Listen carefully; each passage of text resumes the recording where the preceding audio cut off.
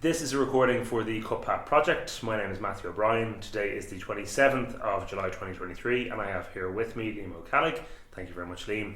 Can you confirm for the recorder that you're happy to take part in the project? Certainly. Brilliant. And could you just spell your name for me there, if you don't mind? Ceallaigh, Cealligh. Perfect, thank you very much. So Liam, could you tell me a little bit about your early life? When and where were you born and where did you grow up? So I was born just 20 feet from here, the corner there. It's corner Chapel Lane and Ryland Road. And I was the third in a family of 8. And I was born at home, the home birth. All home births that time. So the two lads before me were born in England. Walter and Dennis were the older lads. I was born at home, Shemmy was born at home, Fintan was born at home, and the 3 last ones then were born in hospital. That's the way thing progressed. So I went to school there in Buntuddy, National Boys School. The FCJ had a girls' school at the time, and we walk up the lane here in the morning for 9:30 school and back down for lunch and back up in the afternoon and back down in the evening. And we encountered Martin Nolan here in the forge, doing his business. He was the 7th generation of Nolan as a blacksmith in Bunclody, and the third to work out with this place. His father before him was Martin, and his father before him was Anthony. So we had a great love of the forge and the lanes here around. So you have Ryland Road to one side, Aberystwyth, and all gardens then in between, and the lane brings you into the garden of all the houses. And that's where we spent our childhood there, playing hurling and following and whatever else. And that's that part of it. So the forge was effectively on your doorstep? Yes, forge was part of our make-up, and Martin was a bachelor blacksmith, and he'd be telling us yarns about Nicky Record and going to matches in the 40s and all this, and all pishogues of all sorts and sizes. So we had a great affiliation to Martin, and everyone on the lane had, like, there was probably about 25 or 30 children on the lane around one age, families that time, and there was always activity morning, noon and night. Yeah, we my mother and father started a chip shop, so they bought a bit of land then, and they were showing their own spuds, and we used to spend their time then getting the spuds ready and chipped for the chip shop. So we're busy, we're never idle. Yeah, and then we used to corrode the boys here on the lane to come in and give us a hand, and we'd be able to go off and hurl around that. So we used to get them in on the job as well. And do you have any particularly fond kind of childhood memories then? They're all fond memories, all brilliant memories, yeah, of freedom, and there didn't seem to be any rules. You just came and go when you wanted, and when you got the summer holidays, so long as we got the spuds done, that was the big thing. Got them ready, and we'd know of a Monday night or somebody, one Tuesday night or somewhere we knew all along, and get them ready, and then you were free to go down to the river. The Ceallaigh is just in front of us there, down to the Ceallaigh, and hunting and fishing, and generally, and no one passed on your marks what time you came back at her. So it was just a freedom all around. And were there any kind of traditions with the fishing, with the hunting? No, well, there was lads used to be ferreting, there was lads used to be shooting, and then there was lads poaching, of course, on the river, but you wouldn't be supposed to see them. And then there was lads fishing with no licence, and lads that had licence, and bailiffs, and we seen the whole thing unfold, let's say, on the river, Yeah. There was a great man up here beside us here, James Stacey, and he was a master fisherman, and wasn't all within the rules now, but he used to get a lot of salmon. Yeah. And did you have a favourite fish or animal kind of growing up? Sheepdogs were our favourite, yeah. We always had sheepdogs, and always good loyal friends, and yeah. So I suppose the sheepdog was the lad, really. Yeah. And in school then, did you play many sports? I know you mentioned hurling. Yeah, hurling and football, but there weren't. Our school wasn't a pleasant place, let's say. Our teacher, there was a lot, which was normal enough, I suppose, at the time. But there was a lot of children getting beaten with sticks and canes and yokes, which was, I suppose, commonplace at the time. But we were lucky enough that when I was 10 years of age, a man by the name of Father Byrne came to the curacy in Kilmoishen, and he started a proper football team. The school competition was called the Record League, that had started in 1957. So this was 1969 and 70. 1970 we started. So we started, and Father Byrne brought a great structure to the thing, and actually we won 4 Nicky Record finals in a row. So that got us big into the GA and the structure and how you train and all the skills and all that. So we were big into GA from day one. My father was a big GA player, and my mother always encouraged us. So, we were always into the GA. And did that continue then as you kind of went up to your teens? Yes, yeah, we continued on into our teens. We didn't win a lot now at I say Record League with good success. Didn't win much more then till we got up actually to adult level, and we were lucky enough to win senior football, 2 senior football in the 80s, and we won our first intermediate hurling. So the club really came alive, let's say, in the 80s from that Record League teams that Father Byrne had started, really. And which championship was the most special to you? Well, senior football is a higher grade, so that was that's the ultimate in Wexford. So that was the highest grade, and I was very lucky to be on that. But I was always more into hurling, so winning a lower grade in hurling meant as much to me as winning the senior football, let's say. Yeah, and I was the first in both. They had never won senior football or intermediate hurling before, and so both of them were special, and even more as you look back. To have been involved, great to win, but to have been involved. I played hurling for 20 years. I played hurling on the best team we had for 20 years. I played 35 years altogether, adult hurling, at junior level and senior, intermediate. So I did great innings. I wasn't that good, but I was very committed. And you mentioned a little bit about Bunclody when you were growing up. Could you tell me a little bit more about just the kind of Townsland and areas around when you were growing up? Yeah, well, I suppose we were still in the grip of the English occupation, I suppose. You know what I mean? Because we had Halldairs Estate, which was a big employer, and even bigger, let's say, before I was born, in my mother's time. There could have been 30 or 40 people working in Halldairs that time, and but we had the aftermath of we had Major this, and we had Colonel that, and we had the Halldairs that everyone, I wouldn't say bow to, but damn near it, damn near bow to, So I suppose that was, the 60s, and in the 70s then when some of them older people were dying out. But you could say it wasn't till the 90s really that thing died out, that the people felt a bit, I don't know what, overwhelmed when they meet some of them people. They were still living back in the early days. People that were born in the 40s and that, they were seemed to be under some sort of a spell, let's say, to them people.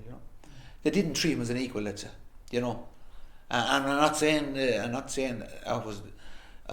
that aristocracy or whatever you call the well-off people, that they didn't look down. I'm not saying they were looking down, but the people looking up found it hard to see the level, What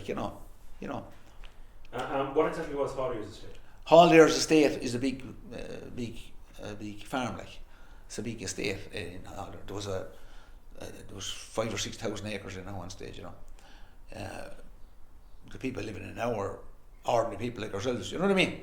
But that time, even when I was growing up, it was a big place and big power, and as I say, the people before my generation seemed to be overwhelmed by him, I suppose they had so much, because my grandmother said she remembers the first house as you go across the Ceallaigh, the bridge of Ceallaigh, of a Tuesday morning you paid rent between 10 and 12 there, and she said you think there was a match over there with the amount of people who was going over to pay the rent. Now they were very good landlords, there was no one ever put out or anything like that, but the people were paying the rent, and I suppose that I don't know what would you call it, that let's say unhealthy relationship they had in looking up. That's where I came from, I suppose. The power, I suppose. That's what I'm thinking. Yes. So I grew into that's the sort of as I was born, and Newtown Barry. I was Bunclody, and then back. And with the name of Barry bought that estate, Hallers Estate, and he changed the name of Bunclody to Newtown Barry. Yes. So they had that power, they were the magistrate, they were everything really. Yeah. And that wasn't changed back till 1950, the Bunclody again. Yes. And the queer thing about it was that you could only vote in that vote if you were paying. I put this way, you couldn't vote in that if you were paying your rates to the Holiday Estate. You could only vote if you were a freehold or paying to the council. So I didn't get through by a big margin. That's the reason I didn't get through by a big margin, because most of the people were still paying the rates to the Holiday Estate. Sure. Yeah. And you mentioned your parents had the chip shop. Yes. What other kind of services or facilities were in Bunclody when you were growing up? Well, there was a big co-op after starting in the 50s, and that was an agricultural place, and that was very busy. That done strawberries, flax, corn, and it was big business there, yeah. And that continued right up to the 70s there, yeah. The strawberries was a big thing because the young lads would be off school and they'd be going off to make a few pound, and big families that time, 14, 15 and 16 children in a family that were going off to pick a few strawberries was a big help to the income of a family, So that was the big thing. I suppose sporting wise, the J was always the biggest thing. The soccer started in 1969, and that started because England won the World Cup in '66. Do you know what I mean? And that started on the back of that. Television was coming in, and television coverage, and that started. And an uncle of mine was involved in that, Martin Byrne. He's one of the founder members, and actually he got, only here about a month ago, he got a Lifetime Achievement Award of it. First one to get. Yeah. Martin Byrne was his name, and he was there from the very start. So that was a great to live to see that. Yep. And what was social life or community life like when you were growing up? Well, everything revolved around the GA and religion. That's how to say it. You could be bought to 2 or 3 patterns, and you could be bought to 2 or 3 Corpus Christi processions, and you had mass every week, and you had confraternity, just more yokes at either, so you've half the time in the chapel. And just in terms of work in the kind of area, you've kind of alluded to some of it, but what kind of other work do people do from this area traditionally? Yes, so farming is the big one, of course. Even though Mount Leinster's on one side, there wouldn't be big return out of that, but farming was the big one. And then we had colliers. We had the co-op, as I mentioned. It was a big employer. We had colliers, and they had a couple of garages. They had a car garage over in Ryland Road. They had a machinery garage which done up old engines, reconditioned engines, opposite on Ryland Road, and up on Carryduff then they had a tractor garage. So they were big employers and very modern and well-to-do people, very up with the thing. And then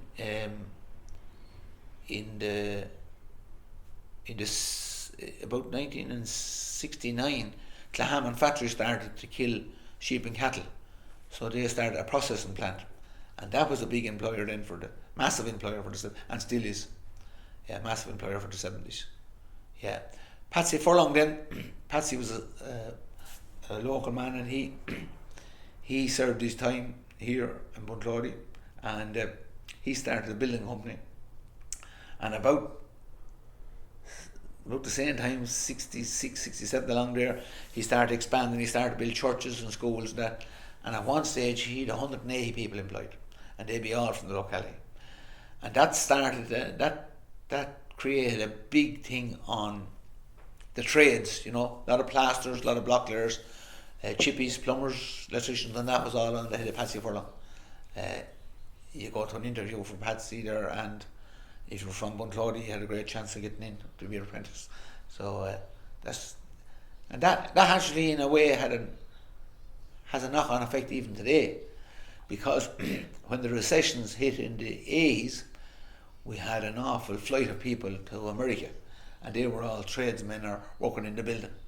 And again in 2011, when the recession hit, with an awful flight to Australia, so, and that was all building related. Now it might be after Peter now a bit. Now there's not as many builders around, but that was there from the 60s right up to, I'd say, 5 or 6 years ago. Yeah.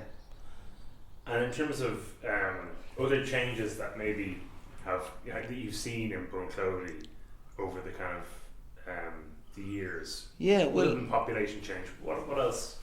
Yeah, well, I suppose the diverse people are here is really the big one. Let's say from the 80s, let's say the late 80s, 90s, let's say till now, which is only 30 years. Like you wouldn't see a coloured person, you wouldn't see anyone, that wasn't Irish. Basically, you might be not an English person, but if you come down there in the morning now, around 6 o'clock into the village there now, you could see 15 different nationalities. Most of them going to the processing plant in the Hammond work, and it's great. They all bring something. An awful lot of Polish came in the 90s and the 2000s, but they're from all over now, all over the world. Yeah, and it's great. And so Bunclody would be a welcoming community. Oh yeah, you would hope so anyway. Yeah, you would hope so. Yeah, definitely. Yeah. They have the town hall there now for a Saturday evening there, where the Ukrainians come down there. There's 80 Ukrainians staying in what used to be the old doctor's house, and they come down on a Saturday evening now, and they cook their own meals, and they have their own religion in the town hall and all. So it's great. Yeah.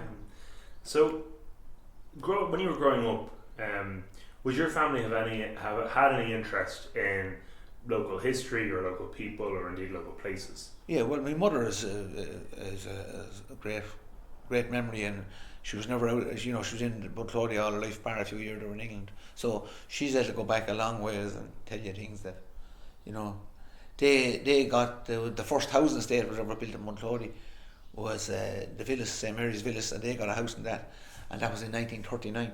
They had running water in 39, and there was a lot of farmers hadn't got for the next 30 years, so that was a big thing. I think there's 60 something houses in that estate. So that was a big thing in Bunclody. Yeah. Now, obviously, before my time, and there was other estates built in. Carrybaum was built in 75, and there's 40 something houses in that. And there would be big changes to Bunclody, to the population. And have you any stories that maybe have been passed down from your parents or earlier generations? And if so, could you tell me what those stories are? Yeah, well, there's all sorts of stories, but I suppose trying to remember one. But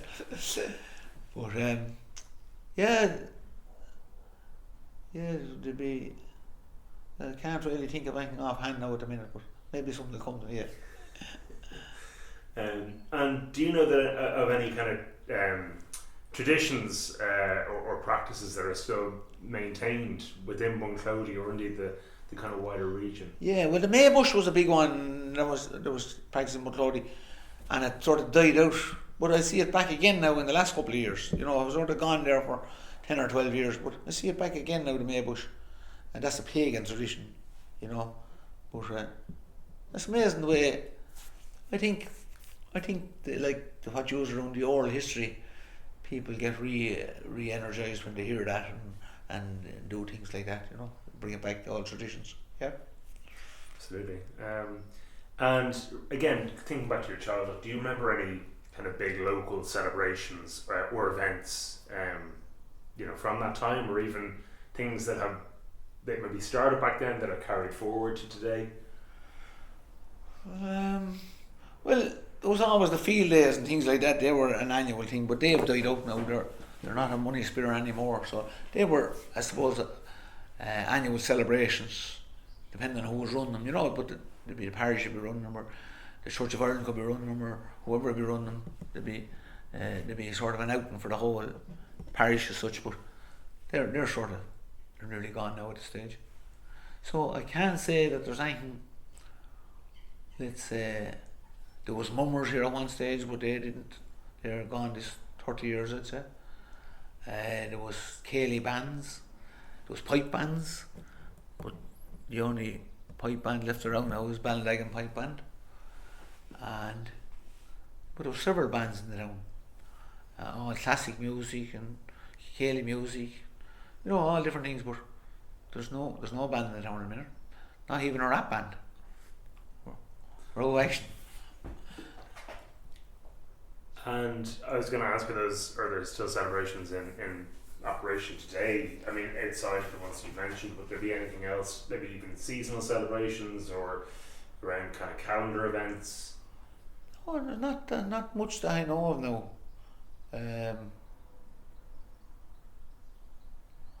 I don't think there is now.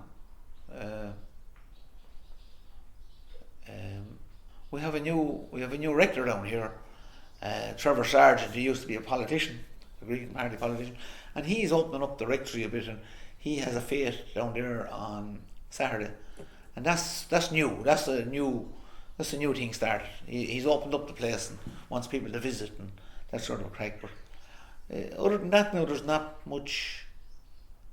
There's not many parish celebrations as such. Sure. Tell me a little bit about the forge. What was your initial interest in the forge? Well, as I say, I suppose it goes back to my childhood, seeing the workings of the forge, seeing Martin here doing his business. Martin was a bachelor, as I was saying, and he had great interest in us as children. And we'd be in blowing the bellows from there, and in with the farmers, we'd be bringing in asses or ginnets or horses or whatever it was, and talking away there. Of a wet day, the place would be jammers, the farmers would be all in, and we'd be going back up to school, and they could be all in smoking and talking there. And when we come back down, then the ass or the horse could be tied outside, and the boys would be gone on the beer. So the ass could be there till the next morning, depending on how bad your man was. But so I suppose Martin died in 92 then, and the place was left derelict, and young lads coming in and out and that. So I went up for sale then in about 2006, I think, and we bought. And in 2000 and we started to do it up then. We opened it last August, 12 months, and I was on my mother's birthday. She was 80. On the 11th of August, 2 years ago. It was my mother's birthday, and that was the day we opened. And my mother and father cut the tape, and we had a great night here. Ceallaigh music and a bit of a field day, old machinery and sheep shearing and all that crack. Most of the stuff you see here is donated. The anvil and the welder are the only two things was left here after Martin, and everything else is donated by people that wanted to see it kept and put into a place where it'd be safe. So we've progressed it along. We have a committee here then, and we have every second Wednesday night in the winter then we have a sort of a men's shed out here. The lads are making bits and pieces, and we get us up a tea and that sort of a crack. And we've progressed that a little bit further then. We're given blacksmith classes, and they're supported by Wexford and Waterford. We've got to have a look. The Wexford and Waterford Education and Training Board. And we had 6 people in here last September doing a level 1, and we have another one starting now this September, and there was about 22 applicants for 6 places. So there's a massive interest in it. So we're going again now with another one in September, and maybe do another one in December, and then do a level 2 in the new year. That's hopefully what Darren Sweeney is the man pushing that. He's on me here, very interesting. we're after having several different days, and then we had there hadn't been a Nash shot here for 45 years, so we had that done there, and that was great. And we done that there last year, and that was lads that had served their time in Martin came back and gave their time and made the shows and put them on the ass, and we had another great day. And here last Saturday we had a day then making pikes, and that's in conjunction with the 225-year commemoration of the 1798 rebellion, and that's also supported by Wexford County Council. In the past, what was the significance of the forge to Bunclody? Well, the forge to any place or any crossroads was the spot. Obviously the horses had to be shod. They were all on the road that time, asses and horses all on the road that time, and they couldn't function without a shoe. So the blacksmith was the place, and if you wanted to get any bit of a knowledge, the blacksmith was the man that had it. He could have 30 or 40 customers every week, and he'd be getting a bit of info of them all, and it was the spot. Yeah. Martin here had a tenor voice, so he was a great singer and a great whistler, but he wouldn't be rebel songs he was singing now. He was singing all hymns at the top of his voice, and he's a brilliant singer. Yeah, so you could be sitting out there at the back and you could be getting entertainment for free. When he's also making the show at the same time. Yeah. And are there any local stories or myths or folklore indeed about the forge itself? Well, there's the history of it, I suppose, that there's 7 generations of Nolans were in Bunclody. And Martin's first cousin, then Pat, he had another forge up in a different place, but there was 3 generations out of this place. So that's, I don't know if there's any stories now, but that's the fact of it, you know. That's what happened, yeah. And there were Martin was a master farrier. He done a course in UCD, and he was a master farrier actually. So he was top of his game. Yeah. And are there, or were there indeed, any kind of unique or specialised elements to the forge here in Bunclody? Yeah, well, every forge had their own. All forges, no matter where they were, had their own initials on. So if they made a Ceallaigh gates, they put their initials. So MN would be Martin's initials, and he'd put it on that. But it has to be on something special, like you can imagine a blacksmith that time he could be putting a handle in a shovel, he could be making little small things. He wouldn't bother putting his name on that, obviously. But something big like a Ceallaigh gates or something significant, they put their own initials on it. And I think that was common practice all over the country. Yeah. And what was life like, I suppose, or what is life like as a farrier or as somebody who works, a craftsperson? Well, Martin was very good at his job, excellent farrier. Now he wasn't a good welder or anything like that. He was an excellent farrier. So the shoes behind you there, they're all specialised shoes for something wrong with a horse, you know. And there's different angles, and you know, a horse with a tendon problem, a horse leaning a bit to one side. So he'd make them shoes himself then, and he'd tell you, Mick Murphy has a horse there now, and he's leaning a bit to one side with his front 2 feet. So I'm making him tilt him back. So the first couple of shoes he'll have him tilted back, and again he's putting the 3rd or 4th size shoes on. The horse will be walking right. So it wasn't just a matter of slapping out shoes and putting them on them. You had to know the horse you were doing, and there was a big craft element to it. Martin was he was a non-drinker, non-smoker, and he would only charge half what he should have been, and he was still a wealthy man. Do you know what I mean? He still had lots of money. He looked after himself well, he fed himself well, very religious, didn't go anywhere, even as long as I know him, he wasn't going to the Wexford matches. Now, we'd be telling you about Binaham before that, but let's say since the late 60s he wasn't at Wexford matches, so he wasn't going anywhere. He wouldn't be out Bunclody at all,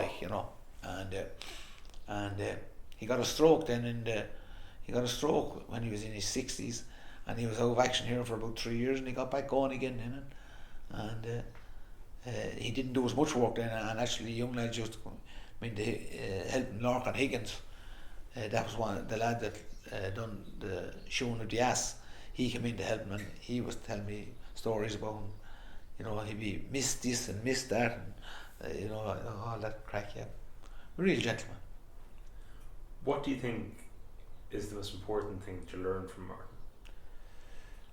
Well, I didn't learn his trade, but he had great respect for everyone. So I think maybe that was the biggest thing. Yeah, he didn't. He wouldn't shrink away from a row or anything, but he had great respect for everyone, and as us as children as well. Great, great camaraderie with him, and so I suppose that was the big thing. Take from Martin. I wouldn't say he wouldn't be in a bad humour now. If the horse was kicking up, he came to a bad humour as well. But 99 times out of 100, you'd be passing up there and he'd shout something at you, or you come in and say, "Hello, told me to have somewhere we yarn for you." That wouldn't be right, of course. But he'd tell. If three of us came in, he'd say, "I remember that morning you were got." He said, "A sow was off the farm and you were in the middle of the bond, and you were calling her a head of cabbage, and your mother found you in the ditch." He'd have the whole crack for it, So he'd a great vocabulary that way. Yeah.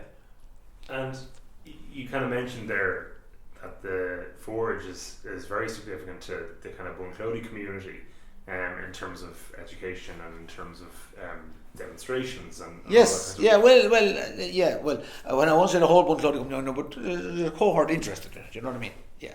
And what kind of things would you be doing in those kind of workshop sessions? What would be kind of being made? So level 1 could be just as good as getting a straight bar and making a clothes hook over, something like that. I'd be reddening it and making something to a certain shape. So Darren would give you a shape, and then he'd say, "Now you make one like that." So you have to start the fire, redden the iron, and bend it into a shape. He'd be showing you how to do it.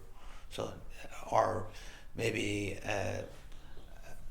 a rake, let's say, on a handle, so it'd be a whole steel job, and that sort of crack. Something simple for level 1. Level 2, I'm sure it'll be a little more.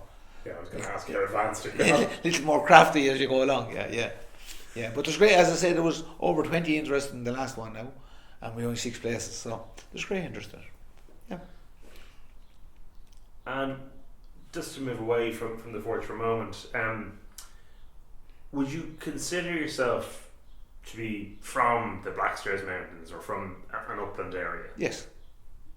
And what kind of significance does that hold for you? Well, I suppose I feel more from the Blackstairs since I started doing hill walking. Do you know what I mean? I suppose obviously the Blackstairs was always there, and you'd be going to them, but I do a good bit of hill walking now, so you feel more attached to it.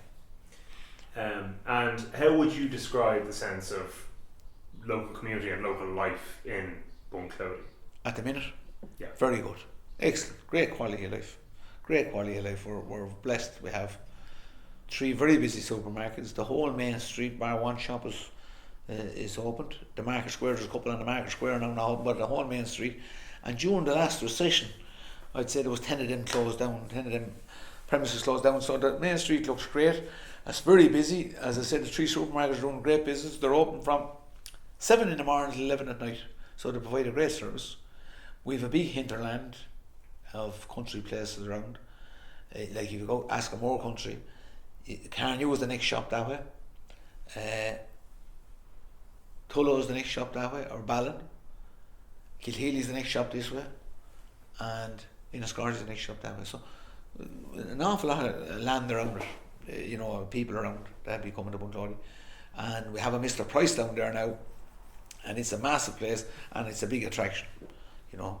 The stuff is cheap in it, and it attracts in a lot of people. So we've a very good town, very good busy town. Yeah. I don't think we've great sports facilities. We have a swimming pool, tennis courts, playground, 20 acres in a GA pitch, 20 acres in a soccer pitch, a massive indoor arena in the soccer, an indoor hurling pitch. So there's massive facilities. And I was in the building trade myself, and I was working for a lady there a couple of years ago. She was coming from Bray to Bunclody, and I said, "And what attracted you to Bunclody? What made you decide on Bunclody?" Well, she says, "I've no car," she says, "and everything I want is in Bunclody." So it was great to hear that from outside, someone from outside telling you, So we're very lucky. We have the great community spirit. We have a tidy towns there down under Neil and Murray doing powerful work. Women out there this morning, I seen 4 or 5 out there this morning picking papers, sowing flowers. And every Saturday morning they're out, and it's an absolute credit to them. And so it's changed quite a bit then in the time that you've been here. Of course it would. Yeah, yeah. And what do you think is the main change? Like, would it be technology, transport, politics, population increase or decrease? Yeah, population increase, I suppose, is one thing. More houses, a busier street. I suppose the biggest change I see is the time that the day starts at now in comparison to one time.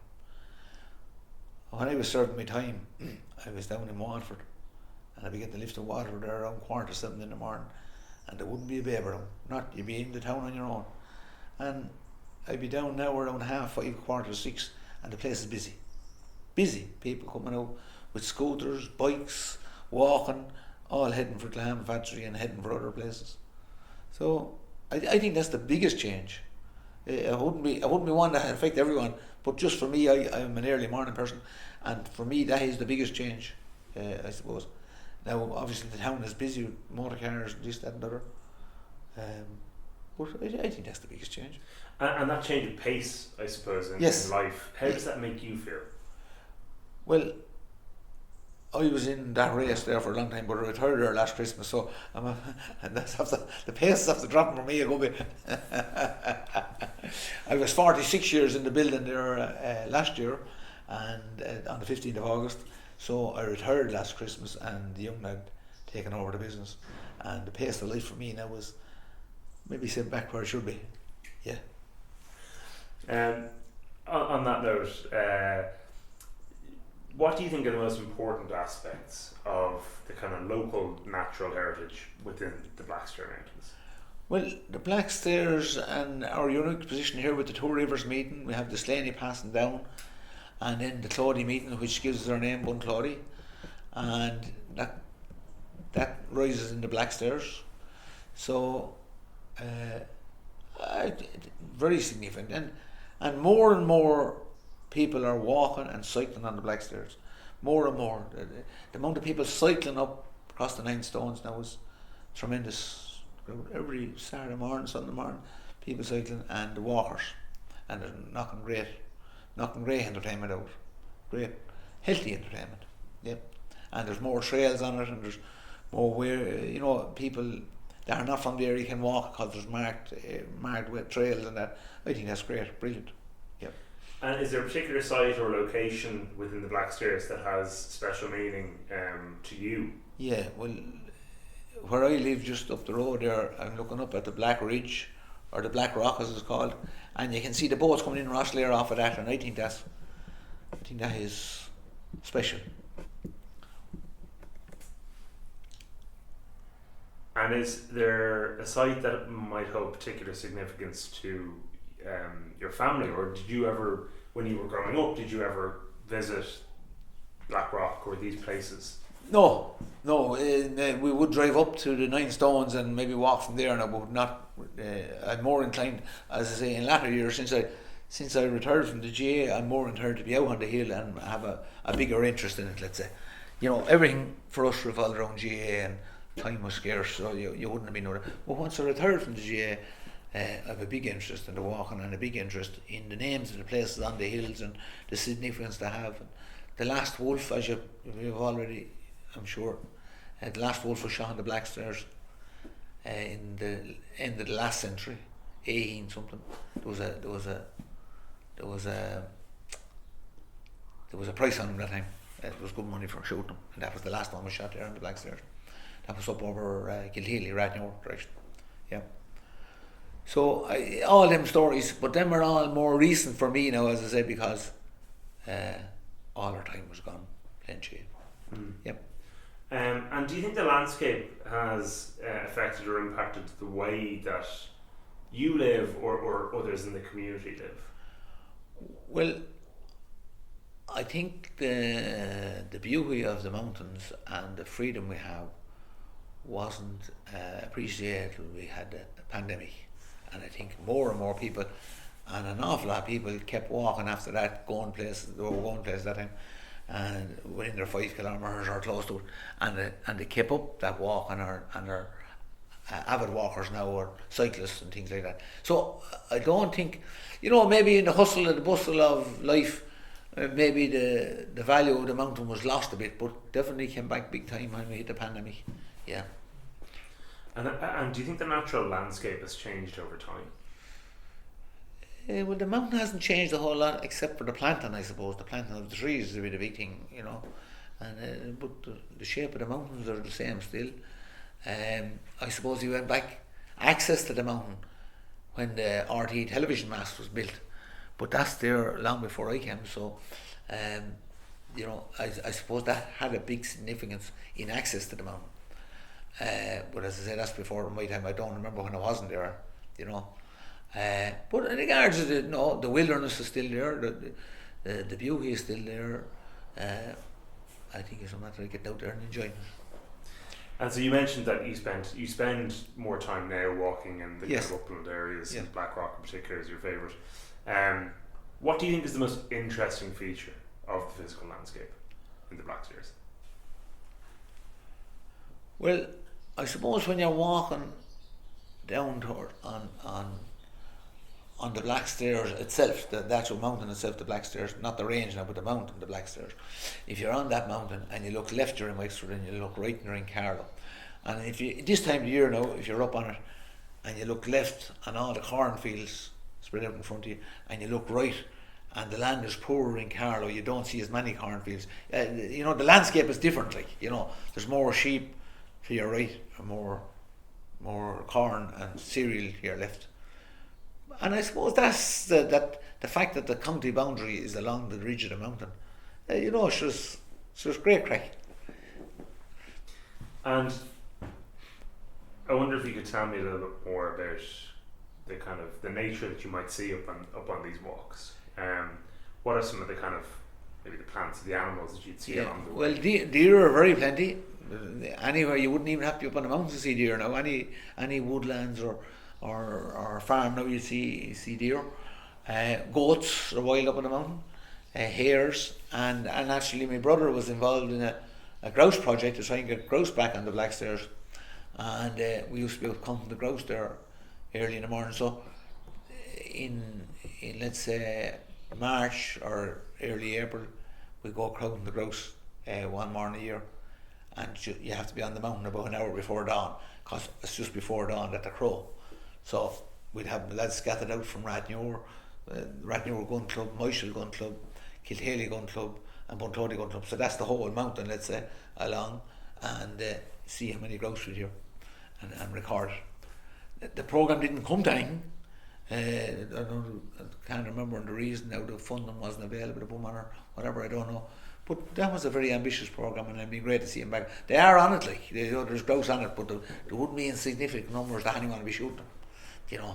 Yeah. And are you familiar with any other kind of efforts to conserve wildlife in the Blackstairs?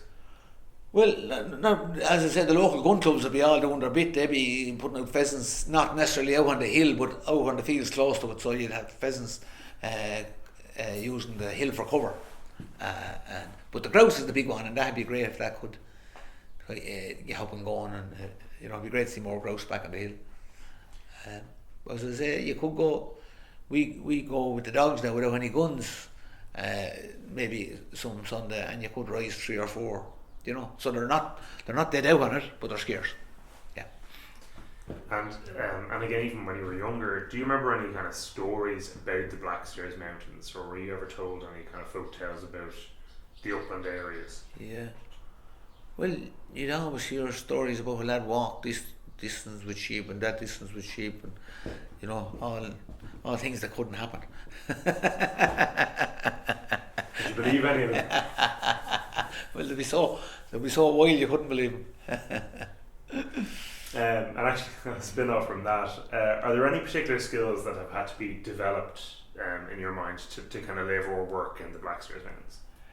Sorry, Matthew? Are there any kind of particular skills that have had to be developed for people who live in those upland kind of areas? Yeah, well, I suppose the skill that's going to be lost is the sheep herding skill, because there's so few sheep on the hill now, and I think that's going to have an effect on the amount of gorse and and that's grown on the hill, which, now that we have all these wildfires in Italy in place, I think that's a real issue.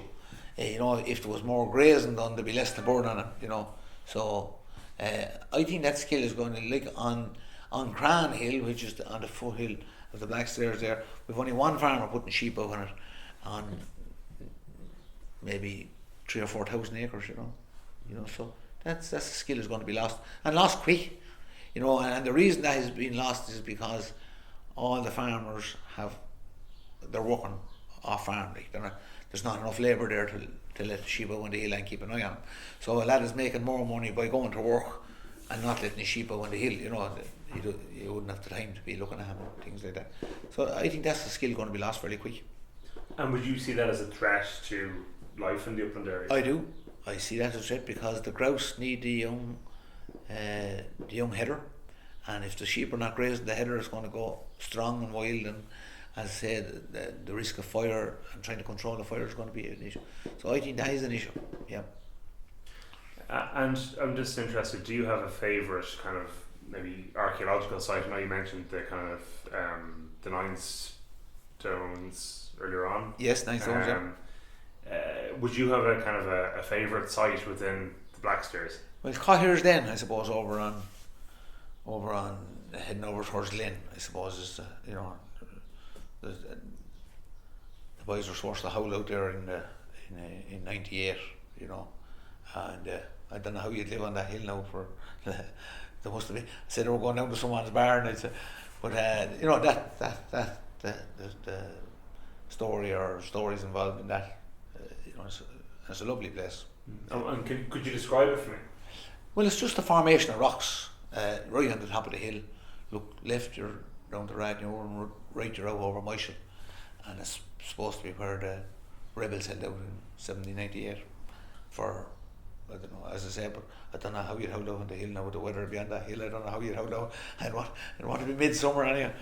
But anyway, sure, the myth is there anyway and things, yeah. And sure, we had plane crashes on it there, and we had the bombings in Shannons and Aberystwyth, and them were all significant things that happened on the hill. Could you tell me a little bit more about either of those? Well, the Shannons and Aberystwyth, we just said goodbye to, so John Shannon's two sisters and his one only daughter were killed in it. So 3 were killed in it, and it happened on New Year's Eve 1940. And they reckon the Germans were trying to offload bombs to get back to Germany, and they thought they were out on the mountain, but they dropped them on the house. And with devastating consequences. Yeah. And there's a plaque up there to that in Shannon's Lane there, to say that there. Yeah. And are there any other kind of ancient sites in the area that you'd know about? No, well, we have plaques up to the men of '98. There's a on the bridge over there. There's a plaque to them, and we're all buried in a hole there at the bridge. And then when they widened the bridge, 80 years later, they exhumed the bones and put them over in the graveyard, and there's a monument over them in the graveyard. And then were the men of 1788. And what graveyard is that, sorry? Over by the FCJ school there. Yeah, that's where the old church used to be there. Yeah, so it's Chapel Road graveyard. Yeah, so it's right in going to the gate, and it's down to your right hand side there. A monument there to them boys. They were reinterred there. 1798. So I think it was 1870 something. I think, or it was about 8 years later. I think. Yeah. And but other than that, we hold down in this graveyard. We hold the grave of Nicky Racker, to be the most famous man we have down there. And Nicky was a Rathnure man, right under the Blackstairs as well. He came to live in Buntlody and had a veterinary practice here in Buntlody. He got acute alcoholism and he recovered that, and then he was going around trying to get everyone else off the drink. He was a big AA man, yeah. And he died a young man, 55 or 6 I think. Yeah. and he died in February 76. Yeah. So other than that, no, I don't think there's any more that's famous. So, how would you view the kind of current state of tourist traffic to Bunclody, or more broadly in the Blackstairs Mountains? Well, there's not much to hold tourists. Like, the tourists we get are walking and cycling tourists, but they're more likely to be day tourists, or maybe stay a night. We haven't much accommodation in Bunclody. We had a hotel there, but it didn't work, and it's changed into a nursing home now, which is very valuable. But we are building a new hotel over in the golf club now, and I think that'll be a great help, because accommodation, Charlie Myler in Clody, he's the only one that has a bit of accommodation. So that's why I think we have very good walking here, but we have much accommodation and not much else to hold people here. You know, in recent years there, or only in the last, since the pandemic or that, like some of the pubs are not open until Wednesday. So if you landed here on Monday or Tuesday, you mightn't get anything to eat, except in the chip shop, or half the pubs wouldn't be open, you know. And so that's, I think, why we find it hard to compete with the proper tourist spot of Cork and Kerry, where they have the mountains and also have the facilities to entertain people. And what do you think some of the benefits of increased tourism to this area might be? Well, again, if you had a way of holding them, you know, get them for a week. You know, you could get groups there of 10 or 12 and come in, and they'd be booked into the hotel, they'd be getting their dinner in the evening somewhere, they'd be getting a few drinks, and the spin-off would be big, like, you know. But as I say, unfortunately at the minute, I'd say they're only day tours, and someone else is getting we're providing the walking, but we're not getting the spin-off from it, I'd say, you know. We haven't really, we're not educated from them, I suppose, is the big thing, really, you know. Because I was away there myself there on a walking holiday over in Arnmore and on the Burn there, and in some of the towns we were in there, you know, there was a hotel there in Ennisdiamond, and you know, only 2 pubs open, you know. But if the hotel wasn't there, you wouldn't be there, you'd be somewhere else, you know what I mean. So the hotel is vital to the job. So there was 10 or 11 of us in it, and we were going out every night to get a couple of drinks, getting a meal, and you know. So there's a bit of a spin-off for the locals if you're able to do that. What do you think some of the biggest challenges would be if there were to be increased tourism? I know you mentioned obviously accommodation. Yes. Well, there's grants and that available there for pods and things like that. You know, I think them be great incentives, because farmers are all looking for an off-farm income, and you get, like, we'd be staying in bed and breakfast in there in our places. Sure, they'd be top notch, like, you know, the women would be doing a top notch job. You wouldn't get better in a hotel. So I think it'd be great if we could, and it's more personal. You're talking to someone when you go in, you know, you're talking to the woman of the house or the man of the house, and you're dealing with someone, and the whole thing gets more personal. And I think if you get to know someone this year and you go on well there, you say, well, should I give Mrs. Murphy a ring there, and should we go, we book it in for next year again there, you know, that's sort of a crack. I'd be all for the personal thing, the small personal and up close job, you know. And which sites or trails or locations do you think the tourists visit most within the Blackstairs?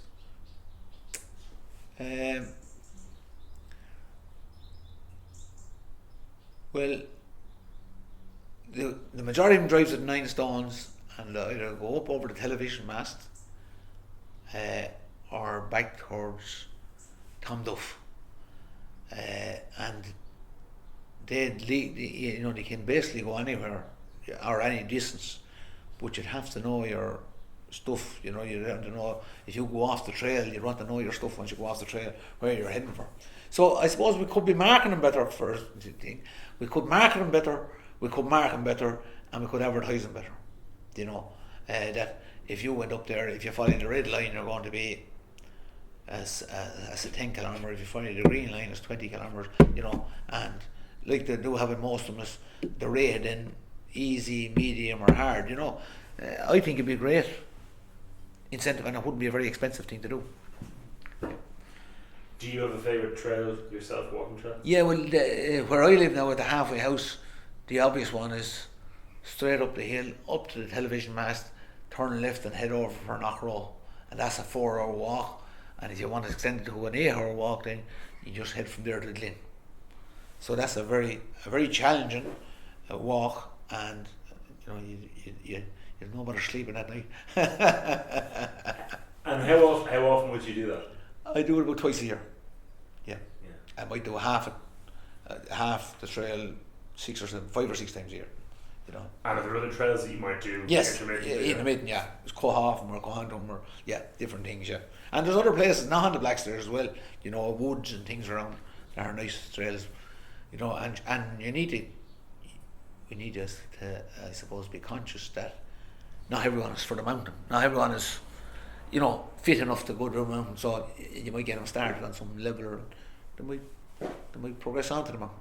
So what kind of woodland trails would exist? Well, there's over in Coalmeela there's woodland trails there, 3 of them marked, and then there's another wood where there's not marked, and they're lovely trails. Yeah, and you could spend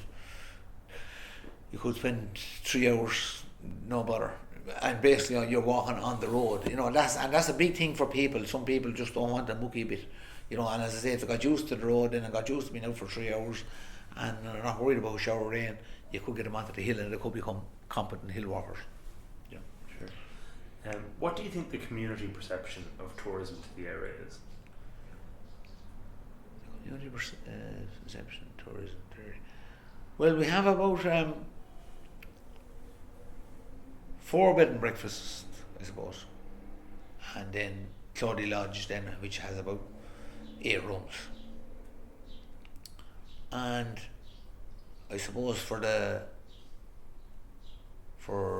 May, June, July, August and September they're busy, but in the winter months they wouldn't be busy, you know. So there's not the community perception to it would be, I suppose, it's there in the background, but it's not very, you know, it's not out in the open. Let's say it's not, you know. We have Mrs. Breen making a living out of it, and we have Mans now making a living out of it, but it's hard work, I'd say, you know. The majority of them people are actually the walkers. They be getting after doing the Wicklow Way, you know, off the Wicklow Mountain. Yeah. I'm curious, how would you kind of characterise the difference between walking, say, in the Wicklow Mountains and walking in the Blackstairs Mountains? Not much difference, really.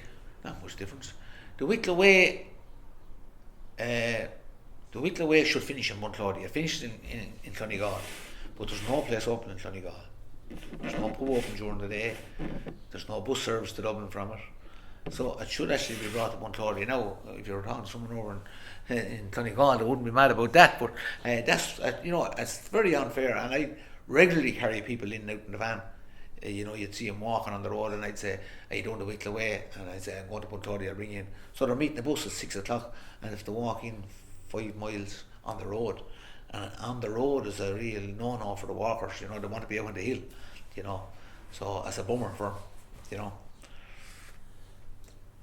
What role do you think upland communities can kind of play in developing tourism in an area? So take Bunclody as an example. Well, I suppose you could take some sort of a festival to the hill. But the trouble is then it's, you know, it's open to the weather. You're stuck with the weather, and I think if anything gets going well, you know, you're looking for parking and that, and the next thing farmers are looking for something to park, looking for money for parking their cars in the field, and you know, there's a lot mitigating against having anything on the hill, you know what I mean? I think that tracks and trails thing on television, I think that opens up people's minds to a lot of what's out there.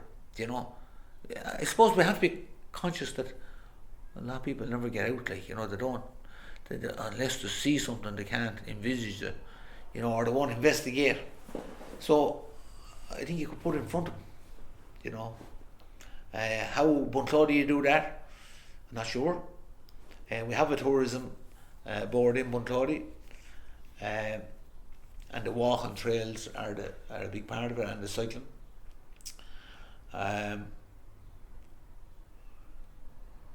The day tourism, the day walker is not a big addition to. You don't get much of them, because usually they bring their bike and their lunches in it and their tails in it, and they'll drive to the location, they'll do the walk, come back to the location, change their clothes and drive home.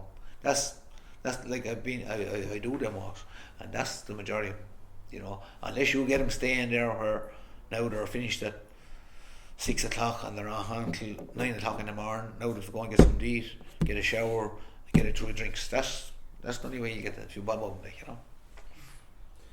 And the tourists that are coming to do the walking, the trails and the paths, what would the split be between international, say, tourists and Irish tourists, do you think? Well, them people that's doing the Wicklow way, they're definitely more international tourists than Irish people. Definitely. Yeah, there could be 2 to 1, I'd say. Yeah. Why that is now, I don't know. If you're up on the Blackstairs, it's different because it's not a renowned walk, let's say. You won't pick it up on the internet, I suppose, if you're in Australia, say, for example. And definitely 90% of the people on that are Irish. 10% maybe international. Yeah. Now, there is a walk there, that whole walk, that's 33 kilometres.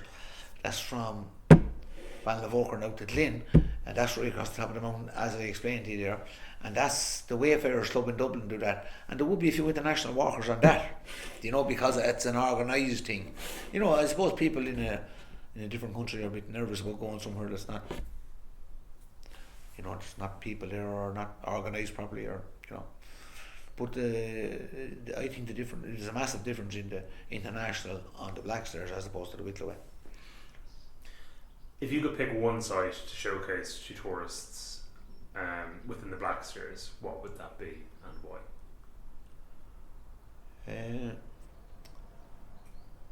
Well, I think it would be the Nine Stones, and that's in Carlow County.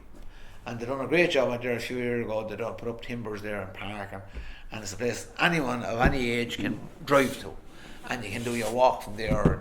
But the site is brilliant, and they had it done up with timber pale, and that now has deteriorated and could do to be done again.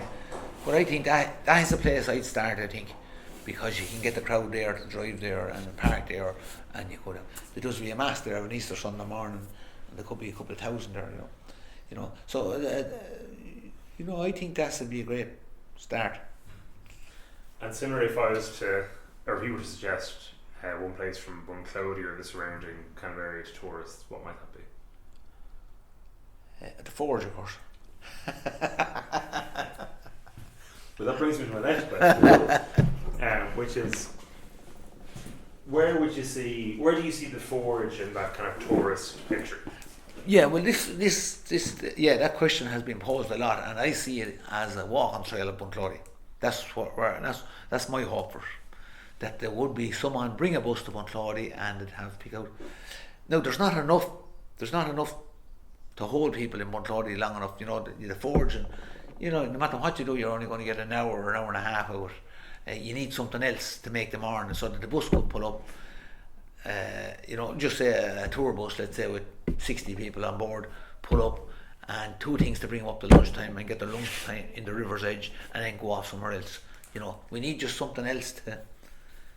There's no bother. We can get an exhibition here in the Forge, and that's grand. We can show people that. But as I say, an hour and a half for that is as much as you're going to get. You need something else to make up the rest of the morning. And what kind of items could you demonstrate, or what kind of things could you demonstrate? Well, for example, you could have someone making a shoe. for a horse, which would be very interesting to, like a lot of people younger than me would never have seen it. Do you know what I mean? In fact, I was here one night and in that men's shed thing we had, and there was farmers lads here, and one of them was he was 80 years of age. He's 79 years of age, and I said to John, his name, and I said, John, did you bring in the ass to be shod here? Because he used to have me bring in the horse to be shod here. And he said, no, we never shod the ass. In fact, he said, I'd never seen an ass being shod. And I had seen it hundreds of times here, do you know? And I was way younger than John. But so I'm just saying, the amount of people we have seen, you know, asses being shod or horses being shod in a forge environment to be scarcely. So that'd be something. If we could get something to go along with the forge to make a half day tour of 120, it'd be great.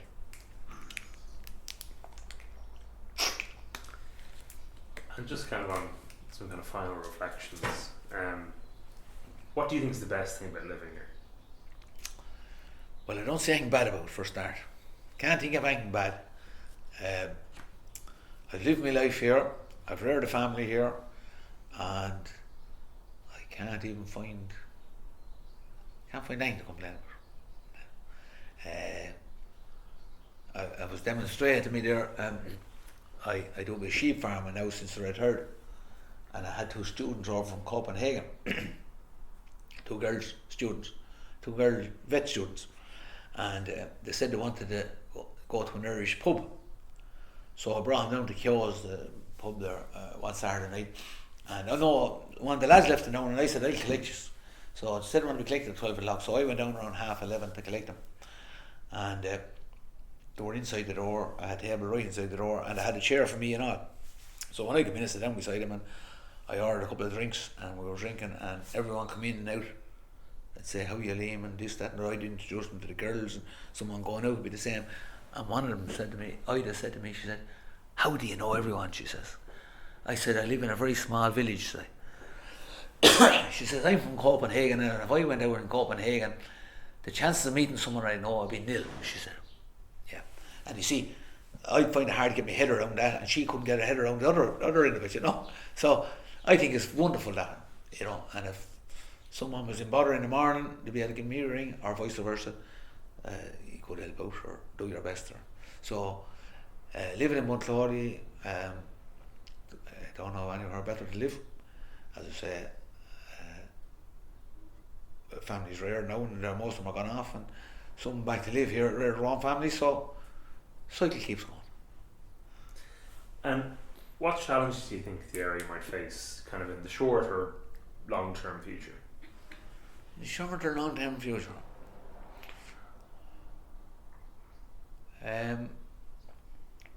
Well, I don't think they face any bigger challenge than anywhere else in society, you know, or any other society. We have a lot of people commuting to Dublin from here now, which is an hour and a half to 2 hours. Since the COVID, some of them people are able to work from home, but the actual manual workers can't do that. And I think that's an awful drain on people's energy and time. You know, if you do that 5 days a week and put it down to 2 hours a day, you know, Jesus. And in the jail club or in the wider community, they won't be able to do a whole lot other than survive, live. They'll be too tired on Saturday to do anything. They're getting ready to go back to work on Sunday, you know. So I think that is an awful loss to the community. The best of people, like, just wouldn't have time to do anything, you know.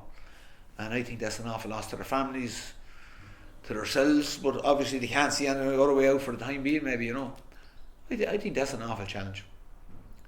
Not as bad now. The IT and the computers and that, people are some of the people are able to work from home, but as I say, the working man as such can't do that. So I think that's a challenge. And just in closing then, what does it mean to you to be from and living in Bunclody?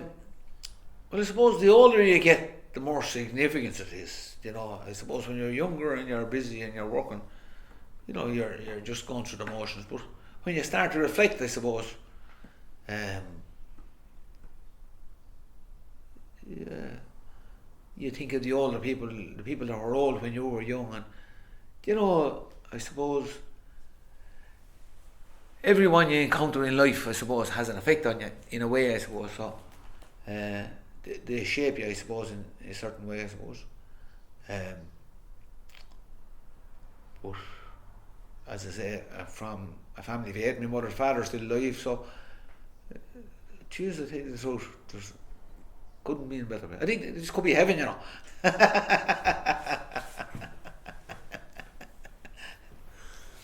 And just finally, is there anything that we haven't discussed that you'd like to add to the record? Well, I'd like to acknowledge the role that sporting bodies play in all communities. The GA I'm involved in, and it's the biggest sporting organisation in Ireland. But any sporting body, I think, boxing, soccer, rugby, tennis, whatever it is, I think it doesn't get the recognition as due. Like if you go up to our GA pitch there now this evening, there'll be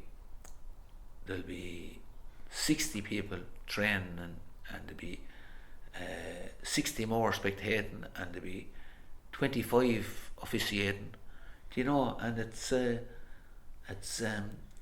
hours of work going into young people, that's shaping them for the rest of their lives, that no government could sponsor or but I think they could do. If there was money there, they could do a little more. The clubs would be as afraid to take on this project. There's too much fundraising, and I don't think giving out money willy-nilly is the right thing to do, but encouragement, I suppose, encouraging them people to to stay involved in clubs, that you're not out selling tickets the whole time. Some people are ticket sellers, some people are not. Some people don't mind spending time in the field, but they don't want to go knock on the door and sell a ticket to keep the club going. So I think if they could keep them people in the field and maybe bring in a bit of funding or something. But I think the sporting role, sure, they nearly rear the children for you, load them up there and away you go. Well, Liam, thank you very much. I'm just going to stop the recording now. Yeah.